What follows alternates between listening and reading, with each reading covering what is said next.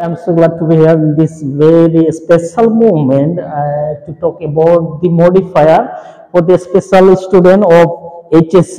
Intermediate ছাত্রদের জন্য এটা একটা গুরুত্বপূর্ণ প্রশ্ন এবং এটা অনেক কঠিন কারণ আমরা 6 to 10 পর্যন্ত মডিফায়ার সম্বন্ধে আমরা কিন্তু দেখতে পাই না, কিন্তু ইন্টারমিডিয়েট লেভেলে মডিফায়ার একটা গুরুত্বপূর্ণ প্রশ্ন এবং অনেক ছাত্রছাত্রীরা এটা কিন্তু সঠিকভাবে উত্তর করতে পারে না। কেন পারে না? কারণ তাদের বেসিকটা অনেক দুর্বল থাকে, যেহেতু 6 to 10 পর্যন্ত কোনোদিন মডিফায়ার ভালো করে পড়ানো হয় না বা টিচাররা সুন্দর করে এদেরকে বোঝানো হয় না, যার জন্য সমস্যা হয়ে যায়। So just I would like to give you some explanation and I want to make easy to understand. So এই মডিফায়ার যে শব্দ, এই শব্দটা কিন্তু নাউন শব্দ। এখানে দেখা যাচ্ছে ই আর যোগ হয়েছে, এটা হলো নাউন শব্দ। তাহলে এটা হলো শব্দটা কিন্তু নাউন শব্দ, নাউন। তাহলে এর কাজটা কি? তাহলে মডিফায়ার যে ভার্ব সেটা হলো মডিফাই, মডিফাই। তাহলে এই মডিফাইটা ভার্ব শব্দ। তাহলে এখন আমরা বুঝতে পারবো আসলে মডিফাইটা কি। মডিফাই বলতেছে কোন নাউন বা কোন ভার্ব এর সম্বন্ধে আরো বাড়িয়ে কিছু তথ্য প্রদান করাকে মডিফায়ার বলে। যে শব্দ দিয়ে নাউনের বিষয়ে বা কোন অ্যাডজেক্টিভের বিষয়ে বা কোন অ্যাডভার্বের বিষয়ে বাড়তি কিছু তথ্য প্রদান করে তাকে মডিফায়ার বলে, যে শব্দকে মডিফায়ার বলে। তাহলে যে শব্দ কি করে বাড়তি কিছু নাউন, অ্যাডজেক্টিভ বা অ্যাডভার্বের বিষয়ে তথ্য দেয় তাকে মডিফায়ার বলে, বা যে শব্দ নাউন, অ্যাডজেক্টিভ এবং অ্যাডভার্বকে মডিফাই করে তাকে মডিফায়ার বলে। তো এই মডিফায়ার কে আমরা সুন্দর করে স্টাডি করব।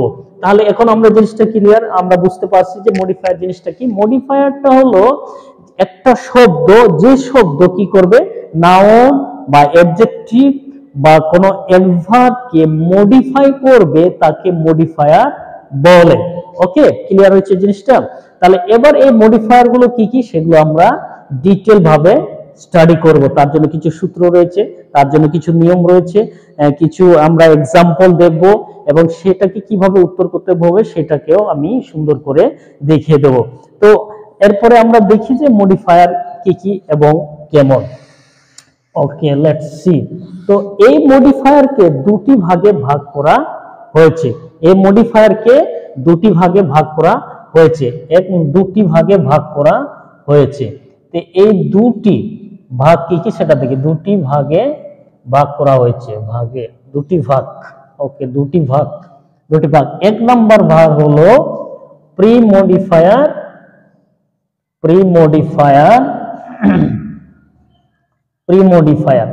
আর একটা হলো পোস্ট মডিফায়ার। এই দুই রকম মডিফায়ারকে আমরা কিন্তু দেখতে পাই। এবার আমার কাছে প্রশ্ন হলো প্রি মডিফায়ার কাকে বলে এবং পোস্ট মডিফায়ার কাকে বলে? অনেক কেয়ারফুলি আমাদেরকে বুঝতে হবে। প্রি মডিফায়ার হলো মূল শব্দের পূর্বে যোগ হওয়াকে প্রি মডিফায়ার বলে। মূল শব্দ জাস্ট আয়ন, তাহলে কি হবে এখানে রুট ওয়ার্ড।